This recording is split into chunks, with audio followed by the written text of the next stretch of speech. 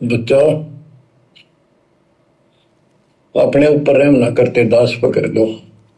अब देखो भाई और बहनों, इससे ज्यादा एक भगत के लिए डूब के मरने वाली बात नहीं हो सकती।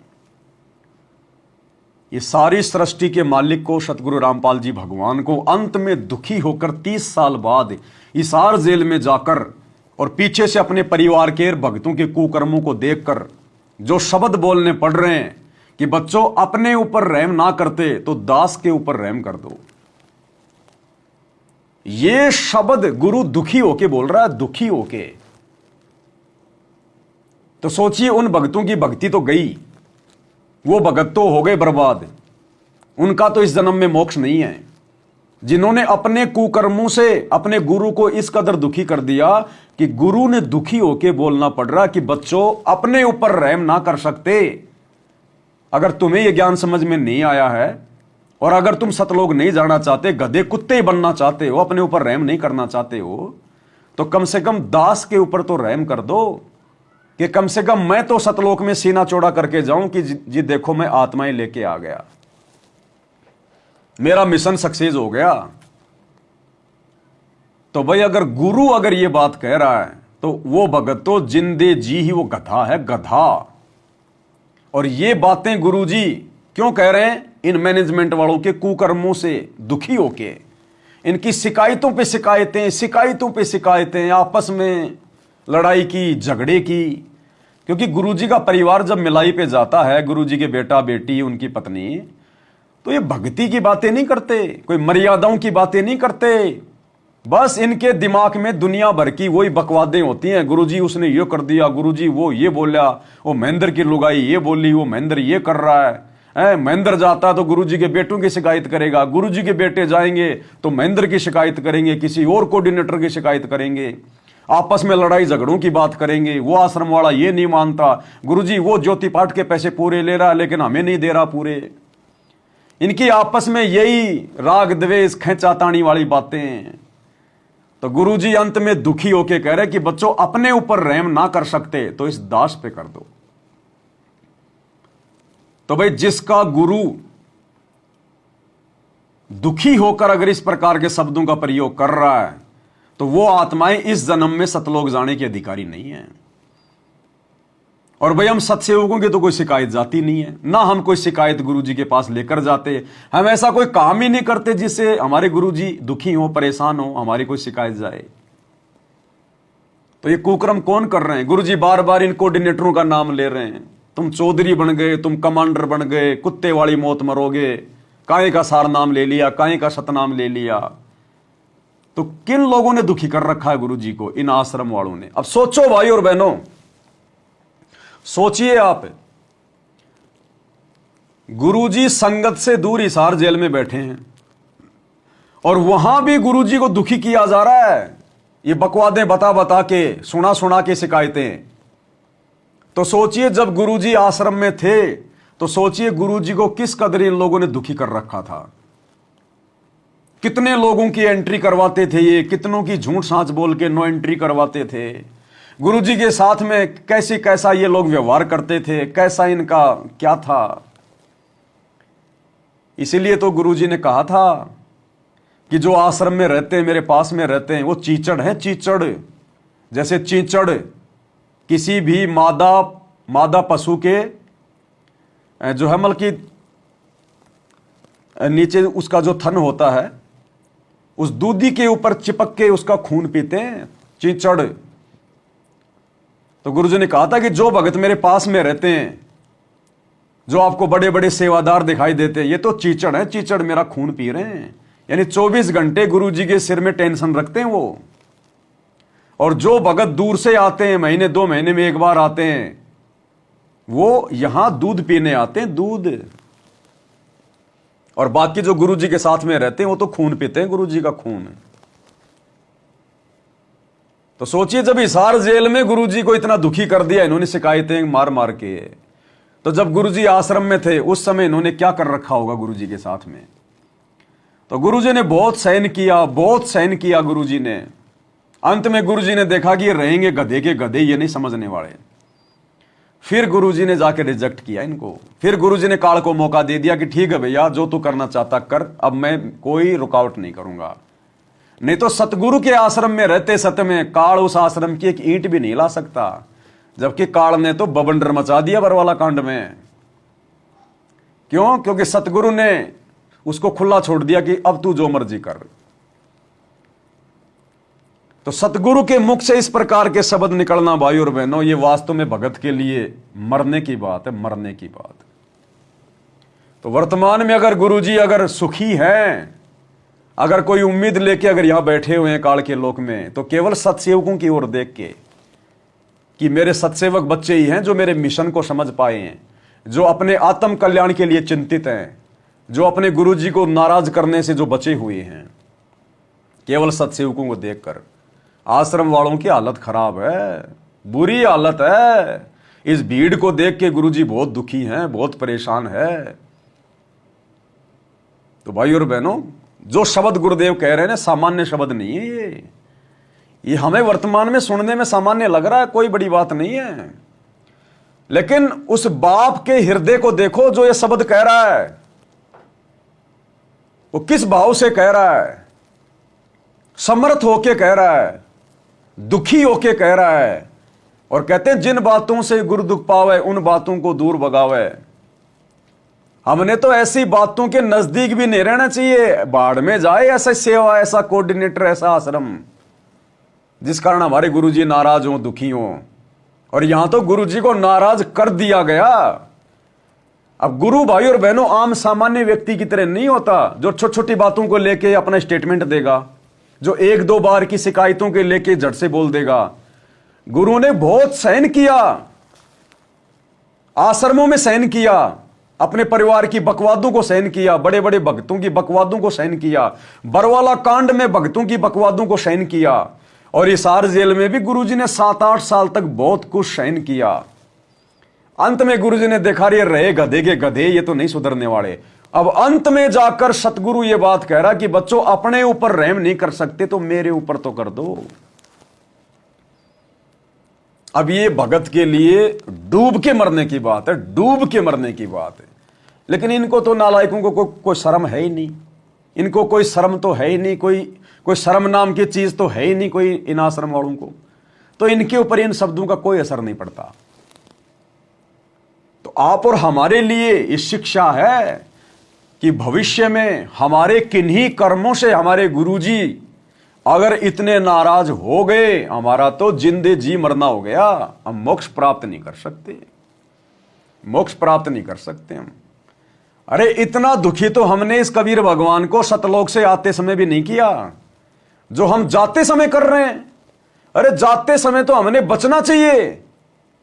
परमात्मा ने सारी बातें बता दी, सृष्टि रचना बता दी, कर्म कुकर्म बता दिए, गुरु को कैसे जो है प्रसन्न करना है। इन बातां के पाइए कर सतगुरु नजर निहाल, राजी कर सतगुरु रूठे नु। और हम तो यहां भी गुरुजी को उठा रहे हैं, गुरुजी को अप्रसन्न कर रहे हैं, गुरुजी को दुखी कर रहे हैं। दुखी होकर ही तो बोल रहे हैं गुरुजी कि बच्चों अगर इस दास पे अगर तुम अपने ऊपर मेहर ना कर सकते तो इस दास पे कर दो। तो गुरु कितना दुखी होगा। तो सोचो तुम कैसे सतलोक जाओगे। उम्मीद मत करना भाई, उम्मीद मत करना। क्या कह रहे हैं परमात्मा? बच्चों अपने ऊपर रहम ना करते दास पकड़ दो। मेरा संघर्ष देखो 27-28 साल हो गए दास में, 1994 से आज तक हिसाब ला लो। और इसलिए कि आप घोर नरक में पड़े हो, इसको सुख मानने बैठे हो। अरे सुख है कितनी समय का पता है आपको? सांस बेरा ना, इस सांस का आवण हो ना हो। ऐसे गंदे लोक में माचे माचे खड़ो हो, अहंकार में सड़ रहे हो। ऐसे गंदे लोक में माचे माचे फिरे हो, अहंकार में सड़ रहे हो। किसको कह रहे हैं? आश्रम वालों को, अपने परिवार को। अब गुरुजी की मजबूरी है कि अपने बेटे का नाम नहीं ले सकते, अपनी बेटी का नाम नहीं ले सकते, अपनी पत्नी का नाम नहीं ले सकते, अपने भाई का नाम नहीं ले सकते, किसी स्टेट कोऑर्डिनेटर का नाम नहीं ले सकते, किसी आश्रम संचालक का नाम नहीं ले सकते। क्योंकि वो तो काल की गोद में बैठे हैं। अगर जरा भी उनको कह दिया गया तो देख लो गुरुजी इन कोऑर्डिनेटरों की क्या राम कहानी बता रहे हैं। जरा सा उनसे वो पोस्ट छीन ली जाती है, तुरंत नाराज हो जाते हैं। तो गुरुजी अगर इनको कह दें, इन बड़े बड़ों को, तो ये तो संगत का सत्यानाश कर देंगे, आपस में लड़ झगड़ के, मार काट करके। संगत माही कुसंगत उपजे, जैसे बन में बास, आप है घिस घिस आग लगा ले, करे बनखंड का भी नाश है। तो परमात्मा चाहते हैं ये गंदगी यहीं रहे। मालिक को पता है ये गंदगी है, गंदगी। इन आश्रमों में जाने वाली संगत ये मोक्ष की अधिकारी नहीं है, ये गंदगी है। गुरु का परिवार, ये कोऑर्डिनेटर, ये गंदगी है। और परमात्मा को पता है कि अगर गोबर को छेड़ा जाएगा, बदबू मारेगा, तो गोबर को जैसा भी है मिट्टी ढकी है, पड़ा रहने दो। एक बार नानक जी अपने कुछ भक्तों के साथ में कहीं जा रहे थे, तो रास्ते में एक ऐसा गांव मिला जिस गांव में उन्होंने रात्रि विश्राम किया। तो गांव वालों ने बड़ा आदर सत्कार किया, बड़ी सेवा करी, बढ़िया खिलाया पिलाया, पूरी रात उनकी सेवा करी, उनके भजन सुने, उनके सत्संग सुने। और सुबह जब नानक जी वहां से जाने लगे तो गांव वालों को कहा कि राम करे तुसी उजड़ जाइयो, कि भगवान करे तुम उजड़ जाना। अब गांव वाले तो बेचारे भगत आदमी थे, अच्छे आदमी थे, हाथ जोड़ के रह गए, भाई जो आदेश भाई आपका, और चले गए उस गांव से। अब चेले भी सोच में पड़ गए, भाई गुरुजी ने ऐसा आदेश क्यों दे दिया, इतनी बढ़िया तो इन्होंने हमारी सेवा करी, और गुरुजी कहते हैं राम करे तुसी उजड़ जाइयो। चलते चलते गए, रात्रि आई, फिर एक दूसरा गांव आ गया, वो गांव था निकम्मा। अब रात्रि को नानक जी ने कहा कि बच्चों आज इस गांव में रुकेंगे, आज यहां हम कहीं भोजन पानी करेंगे। अब उस गांव में सब लोग साधु संतों का मजाक उड़ाने लगे, ये आ गए पाखंडी, ये आ गए ठग, अब ये क्या करेंगे देखना, इस सत्संग के नाम पे बकवाद करेंगे, पाखंड करेंगे। ढंग से किसी ने ना तो उनको भोजन कराया, ना किसी ने उनकी सेवा करी। रात भी बड़ी मुश्किल से उन्होंने गुजारी। तो सुबह जब उस गांव से चलने लगे और गांव वाले इकट्ठे हुए, तो नानक जी ने कहा कि राम करे तुसी वसदे रही हो, कि राम करे तुम यहीं रहना भाई, बड़ी शांति से रहना, तुम यहीं रहना। राम करे तुसी वसदे रही हो, यानी यहीं बसे रहना तुम, उजड़ना मत। और चले गए आगे। अब चेलों से रहा नहीं गया, तो चेलों ने कहा कि गुरुजी बात समझ में नहीं आई, छोटी बुद्धि है, शंका का समाधान करो। वो पहले गांव वालों ने हमारा बड़ा आदर सत्कार किया, भगवान मान के हमारी सेवा करी, और आपने कहा कि राम करे तुसी उजड़ जाइयो। और दूसरे गांव में जहां हमारे को जिन्होंने पत्थर मारे, गाड़ियां निकाली, उनको कह रहे हो कि राम करे तुसी वसदे रहियो।